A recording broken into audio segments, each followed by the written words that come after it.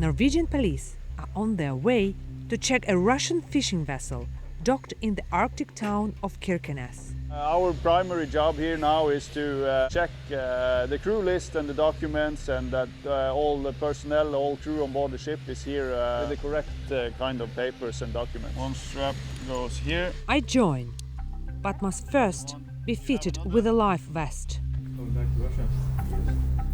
Here, on board the ship Yentarny, police begin their check of the crew's passports.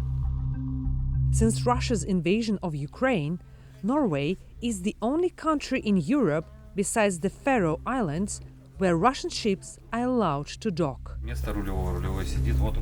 The captain shows me around the ship's bridge. After I ask him to comment on the accusations that Russian fishing vessels could be used by Russian intelligence for spying, the captain raises his eyebrows.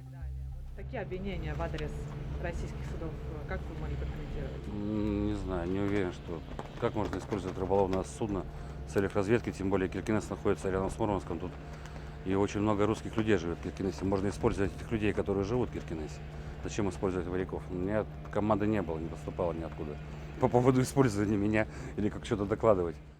Рыболовные суда не могут использоваться, потому что это частные рыболовные суда и никак не принадлежат государству. Мы просто ловим рыбу. Это просто абсурд. Нам зачем за кем-то следить? Но мы следим только за косяками рыбы, которую ловим. In Kirkenes, local police have recently increased restrictions on the areas accessible to Russian fishermen. The black line shows these new reduced limits.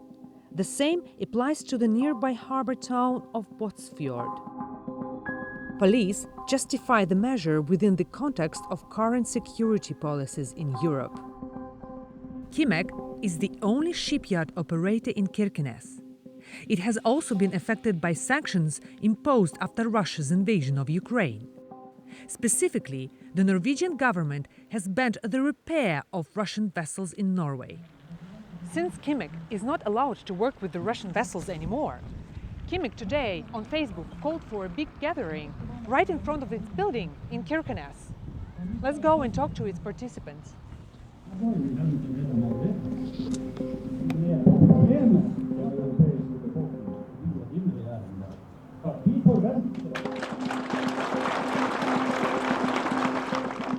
Where shall we go if Kimek not exists? Where can we work? We have lived here all our lives. Why do you think that your work is in danger? Due to that 70% of the work is coming from Russia. And at the moment there is nothing that will say that there will be a lot of vessels from Norway. Because this situation is making very big influence in our family. My father is working here. Right now we actually does not know what we're gonna do. What will happen to the Kimek and with what is gonna be with the whole Kirkenes. The war is terrible, as I told in my speech. Every war is terrible. Nobody wins a war. It's only losers. But when the war in Ukraine is over, we are still neighbors with Russia. And it isn't the Russian people that are responsible for the war in Ukraine. It is a madman in Kremlin. For Kirkenes, where even some street signs are in Russian, cutting ties with Russia is very painful. Mayor of Kirkenes, Lene Bergeng, shows me her chains of office. Of the three neighboring countries, Norway, Finland and Russia. And there is the church in the Grense Jakobselv. Tell the story about this three countries and these three border rivers. Russia get war in Ukraine and all the cooperation has stopped. But not everything stopped. So, for example, Russian fishing vessels are still allowed to dock in Kirkenes. So what do you think about that? Because some people are against it.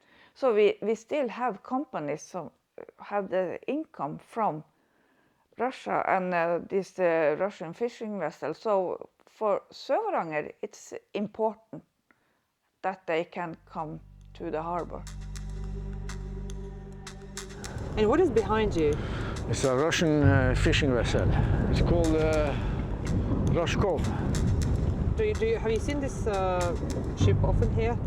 It's the first time I see this ship. I think today we should close the port for a fishing vessel, so we can stop the war, so we can make problems for the Russian ships, for the Russian industry, stop the money going into Russia. Economy of Kirkenes depends a lot on the fishing industry. How do you think it's going to cope with after the ban? It will of course be a problem for Kirkenes, but hopefully we soon see a new regime in Russia, and then we can start to cooperate again. And of course the state have to help this society. You have an interesting cup there. Yeah. Could you please show what's portrayed there? It's portrayed the hope, what we believed was the future window before the annexation of Crimea. And it was a time of optimism, but now the trust is gone. And now the war in Ukraine. It's tough to trust someone that attacks their neighbors, that sees Norway and this small local society there as not a friend. The fishery agreement is a lifeline in the northern part of Norway. But we must not be naive. We know that Russian ships, Russian civilian ships, are used by intelligence services in Russia in their purpose. So we have to take some actions to lessen the threat. I'm in Tromsø, the Arctic capital of Norway. The monument to the Arctic hunter harpooning a whale depicts that the fishing industry has traditionally been one of the main pillars the city stands on. I meet the owner of a shipyard in Tromsø. We pass alongside Russian ships that he is not allowed to repair anymore. As you see, there's a former Norwegian vessel, Broegg was it called before, from Ålesund.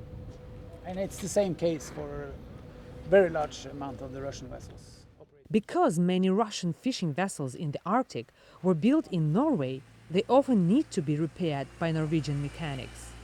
One Russian vessel has been caught out by the sanctions. They almost lost power at sea on the main engine, and when they came here, we started dismantling the main engine. If it would have been a better communication between the authorities and the industry, we of course not would have started dismantling the main engine.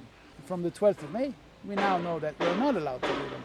So we had to stop in the middle of the maintenance of a main engine.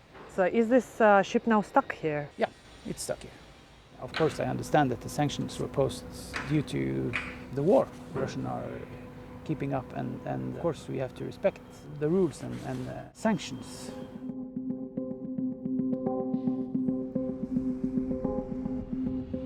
With tensions rising about the future of Kimek, the Minister of Trade and Industry rushes to Kirkenes to talk with the worried community. It's a terrible situation, of course. We have lived peacefully with our friends on the other side of the border for more than 1,000 years, but right now we don't see an end on this war, unfortunately, and we don't know when we will come back to normal times again. We cannot and we will not let Russia win this war. We are 100% committed about the sanctions. Meanwhile, at the harbor in Kirkenes, the document check at the Yantarni ship is over. Okay, thank you. Thank you very much. Goodbye.